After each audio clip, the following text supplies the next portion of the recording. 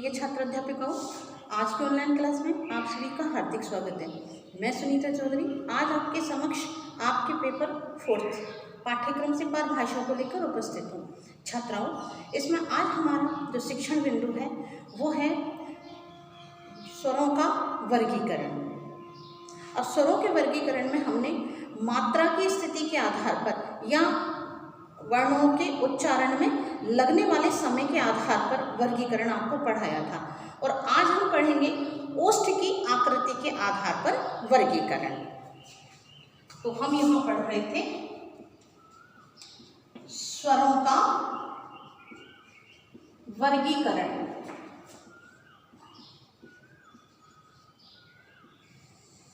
और इसके अंतर्गत हम आज पढ़ेंगे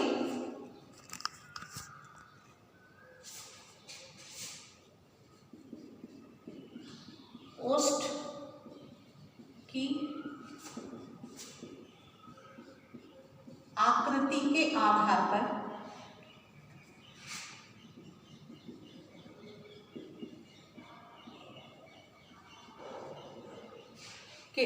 पर स्वरों का वर्गीकरण।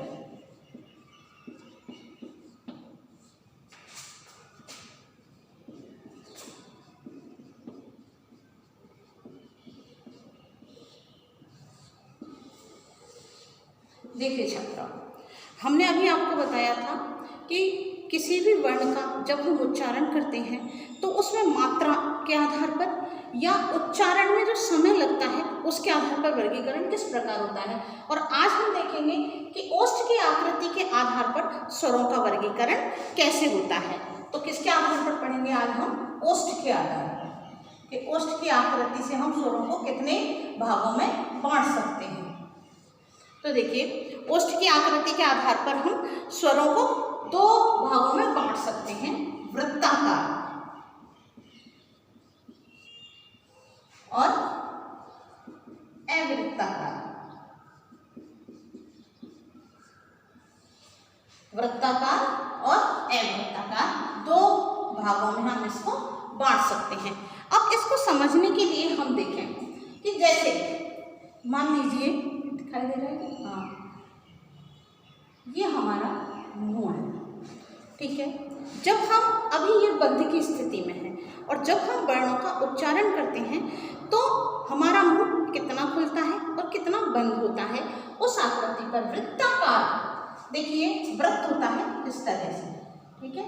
उसी प्रकार हमारे जो होठों की आकृति है, जब हम बोलते हैं तो कुछ इस प्रकार हो जाती है, जैसे कि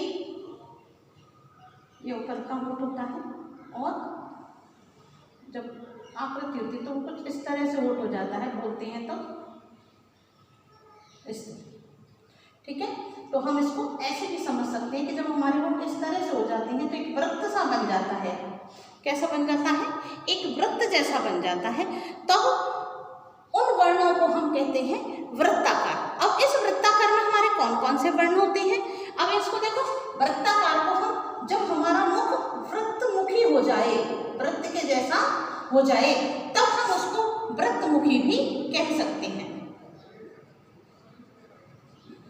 वृत्तमुखी। अब वृत्तमुखी में हमारे कौन कौन से वर्ण आते हैं वो हम देखें तो हमारे इसके अंतर्गत 4 वर्ण आते हैं। देखिए, उ, छोटा उ, बड़ा उ और ओ और औ। ये हमारे 4 वर्ण हैं जो वृत्तमुखी के अंतर्गत आते हैं या वृत्ताकार के अंतर्गत आते हैं। अब आप बोल के देख सकते हैं, आप अपने अंगों का या अपने मुख का प्रयोग करें और देखें कि हमारे मुख की क्या स्थिति होती है। हम बोलते हैं ऊ, तो हमारा मुख आगे की तरफ आके हमारे जो होठ हैं वो वृत्त की आकृति बनाते हैं। तो ऊ, ऊ, ओ और औ, इनमें हमारे मुख की जो आकृति होती है वो एक वृत्त के समान होती है और वृत्त के समान होने के कारण ही हम इसे वृत्तमुखी कहते हैं कि जब किसी वर्ण का उच्चारण करते समय मुख की आकृति वृत्त के समान हो जाए या फिर वृत्तमुखी हो जाए तो उसे हम वृत्ताकार वर्ण या वृत्तमुखी वर्ण कहते हैं। तो ये तो हुई वृत्ताकार की। अब ये संख्या में कितने होते हैं? 1, 2, 3 और 4। कितनी संख्या होती है? 4। अगर कोई पूछे कि ओष्ठ की आकृति पर वृत्ताकार वर्णों की संख्या कितनी होती है तो कितनी होगी? 4। उसी प्रकार कोई पूछे अवृत्ताकार वर्णों की संख्या कितनी होगी तो अवृत्ताकार किसे कहेंगे कि जब हमारा मुख वर्णों का उच्चारण करते समय वृत्त के समान ना हो तब वो होगी अवृत्ताकार आकृति। तो उस समय बिल्कुल होठ गोल नहीं होंगे, वो थोड़े से कम खुले हुए होंगे तो वृत्त की आकृति उस समय नहीं आएगी। तो इसमें हम देखते हैं कि हमारे कौन कौन से होते हैं। तो देखिए इसको हम जिस प्रकार हमने इसे वृत्ताकार कहा है तो इसको अवृत्ताकार कहा। उसी तरह जब वृत्त के समान मुख होता है तो वो वृत्तमुखी होता है। और उसी प्रकार यहाँ अगर हम बात करेंगे तो हमारा होगा अवृत्तमुखी।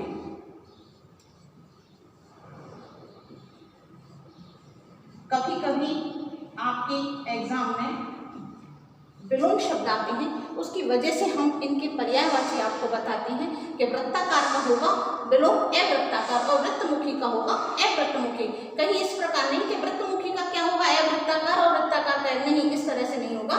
बिल्कुल इनके विलोम इस प्रकार से होंगे। तो इन्हें इसी तरह से आप याद करें और याद करने की आवश्यकता नहीं, अगर आप ढंग से समझ जाते हैं तो इसको रटने की कोई आवश्यकता नहीं होती। अब देखिए अवृत्तमुखी के अंतर्गत कौन से आए, जैसे वृत्तमुखी के अंतर्गत हमारे 4 वर्ण आए, अवृत्तमुखी के अंदर कितने आएंगे हमारे, देखिए कौन कौन से आएंगे। पहले तो ये देखें आप, ए ई कौन कौन से आए, ए ई ए आई और रेलिशी। देखिए कौन कौन से आए, एक और है आ, ए आ ई ए आई और री। ये कितने वर्ण हुए हमारे, ये वर्ण हुए 1 2 3 4 5 6 और 7। तो कोई पूछे कि ओष्ठ की आकृति के आधार पर अवृत्ताकार या अवृत्तमुखी वर्ण कितने होते हैं तो हमें बोलना है 7। तो वृत्तमुखी कितने हुए थे 4 और अवृत्तमुखी हुए हमारे 7। तो 7 और 4 11, इस तरह से आपके 11 स्वर हुए। लेकिन आपने देखा होगा कि इनके अलावा भी एक वर्ण और आता है जिसके ऊपर ये इस तरह से होता है।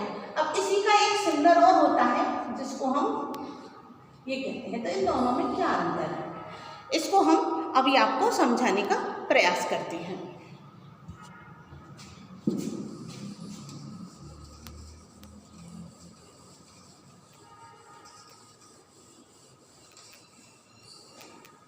देखिए छात्रों, अब हम सिर्फ इस पर चर्चा करते हैं कि ये क्या है और इसमें अंतर क्या है। देखिए ये और ये, इसका जिक्र करें क्योंकि इसको हम आपने पहले पढ़ा होगा। तो इसको कहते हैं हम चंद्र बिंदु। क्या कहते हैं, चंद्र बिंदु, क्योंकि पहले इसमें अर्ध चंद्र है और उसके ऊपर बिंदु है, इसलिए हम इसको क्या कहते हैं, चंद्र बिंदु। और चंद्र बिंदु जिस वर्ण के ऊपर लगा हुआ होता है उस वर्ण को हम क्या कहते हैं, तो उस वर्ण को हम क्या कहेंगे, अनुनासिक। क्या कहेंगे, अनुनासिक वर्ण, अनुनासिक वर्ण। अब ये कैसा वर्ण हुआ, इसके ऊपर चंद्र तो है लेकिन बिंदु नहीं है। तो जब इसके ऊपर चंद्र है और बिंदु नहीं है तो इसको क्या कहेंगे, देखो इसका उदाहरण होता है आंख, और इसके साथ ही मैंने आपको एक बिंदु भी पढ़ाया था तो उसको कहेंगे हम अनुस्वार। ये था अनुस्वार, ये है चंद्र बिंदु, तो ये है अनुनासिक, ये था अनुस्वार। इसमें अंतर होता है कि ये स्वरों के साथ लगते हैं तथा इनका जब हम उच्चारण करते हैं तो उच्चारण करते समय इनका उच्चारण सिर्फ नासिका से होता है, लेकिन इनका उच्चारण करते समय जो मुख से निकलने वाली हवा है वो नाक और मुंह दोनों के साथ निकलती है, इसलिए इसको अनुनासिक वर्ण कहते हैं। ठीक उसी प्रकार हम इस पर आए कि यहाँ पर हमारे चंद्र तो है लेकिन बिंदु नहीं है, तो इसे हम क्या कहेंगे, तो इसे हम कहेंगे आगत वर्ण। क्या कहेंगे छात्राओं? इसे कहेंगे हम आगत वर्ण।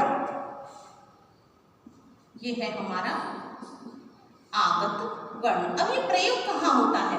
आपने देखा होगा कुछ शब्द जो अंग्रेजी भाषा से हिंदी में आते हैं तो उनके उच्चारण के साथ साथ इनका उच्चारण होता है, तो वहां होता है जैसे डॉक्टर।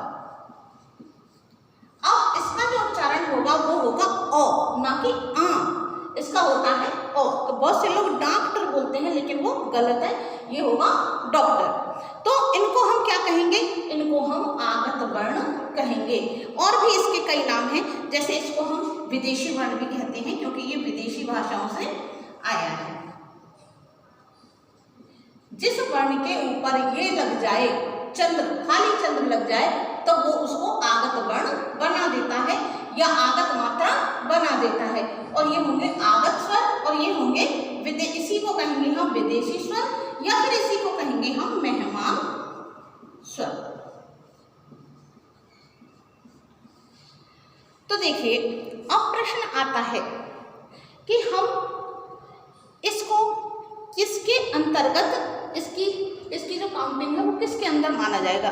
वैसे तो हमारे वर्ण पूरे हो गए 4 और 7 11, लेकिन अगर ये प्रश्न आ जाता है, वैसे ऐसे जो अपवाद वाले प्रश्न है तो वो प्रश्न हमारी प्रतियोगी परीक्षाओं में नहीं आते, फिर भी हम इस पर चर्चा कर लेते हैं अपनी जानकारी बढ़ाने के लिए कि अगर अवर्ण आ जाता है या फिर एक प्रश्न आ जाता है कि हिंदी में प्रयुक्त होने वाले जो आगत वर्ण हैं या मेहमान वर्ण हैं या विदेशी स्वर हैं, अगर उनका प्रयोग होगा तो वो वृत्तमुखी के अंतर्गत होगा या अवृत्तमुखी के, या वृत्ताकार के अंतर्गत होगा या अवृत्ताकार के। तो इसका जो प्रयोग है वो होगा हमारा वृत्ताकार के अंतर्गत होगा, क्योंकि अ बोलने पर हमारा मुंह वृत्त के समान गोल हो जाता है, तो इसका प्रयोग हमारा वृत्तमुखी या वृत्ताकार के अंतर्गत होगा।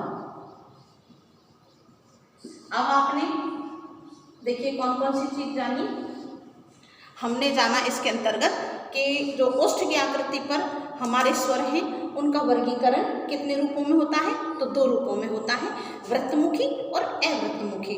ठीक उसी प्रकार हम देखते हैं कि वृत्तमुखी को हम वृत्ताकार कहते हैं और अवृत्तमुखी को हम अवृत्ताकार कहते हैं। अब वृत्तमुखी के अंतर्गत हमारे 4 वर्ण आते हैं, उ, ऊ और ओ और औ, और उसके अलावा जो भी वर्ण हैं वो ए, आ, ई, ऋषि, ए और ऐ, ये सारे जो 7 वर्ण हैं ये आएंगे हमारे अवृत्तमुखी के अंतर्गत। अब उसके अलावा एक वर्णन होता है अनुनासिक या अनुस्वार, अनुनासिक या फिर विदेशी वर्ण या आगत वर्ण का।